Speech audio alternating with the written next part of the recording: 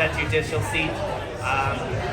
But we gotta make sure that we stay on our toes every single year, because A, Virginia has elections every single year, and B, every day should be Autism Acceptance Day. So it's always nice to be out here. I made sure to get my gold on, and I guess this was the closest, cleanest shirt I had to red, or rose gold, rather.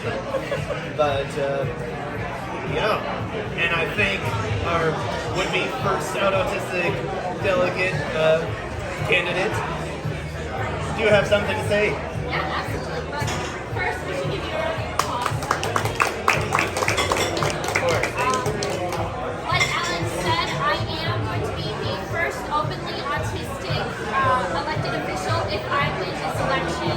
And that is a major thing because we deserve as much representation as anyone else in this state. We are here, currently the stats are 1 of 36 adults are diagnosed as autistic, which means we should have 1 in 36 seats at the table. As far as my district, District 52 is Lynchburg, Virginia, and a little bit of Campo County. A lot of people think that race is unwinnable because we have Liberty University. It is not unwinnable. It is something that we can win. We're about 50-50 when it comes to Democrats and Republicans, and that gives us a really good fighting chance. Now, what exactly do I want to do in office? That's a good question. The first one is I want to improve our schools. I want to get funding so that every student has a computer, whether they're homeschool, public school, private school. They need to have computers to be trained in order to work in our future. The second is I want to improve workers' rights. Right to work laws are inherently horrible towards the workers. They were formed with racism in mind, and they should never have been solidified, and we need to get those out. And the third is I want to improve tenants' rights. You should be able to rent a property that is in good condition. You shouldn't have to worry about mold or insulation or broken appliances. I want to hold landlords accountable for those conditions.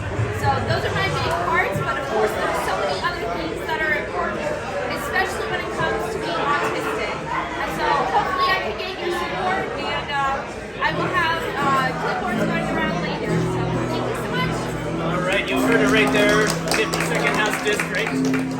One thing I forgot to mention is, as I speak, the deadline to file for the primary has just passed. Lisa is the nominee. Yes, I am. And it's very interesting to see the Republican primary for governor out of all things. We have a former state senator who is an election denier that is really trying to muscle her way onto the ballot. It's kind of unclear if she has the signatures needed, but if she does, and she is destined to win this year, this Commonwealth is in big trouble. And that's just me talking about the least likely candidate to win. The most likely, Winsome Sears, has told all of her followers to refer to us as not able. Yep, ridiculous. So we got a big fight on our hands in this general election, no matter who's the nominee. So it's if you're a Virginia voter, let's stay vigilant. Election day is on November 4th. Primary election day is June 17th. And speaking of November 4th, Sean is also up for re-election. So you would like to come up here and address my audience. I've known Sean since before he even became sheriff.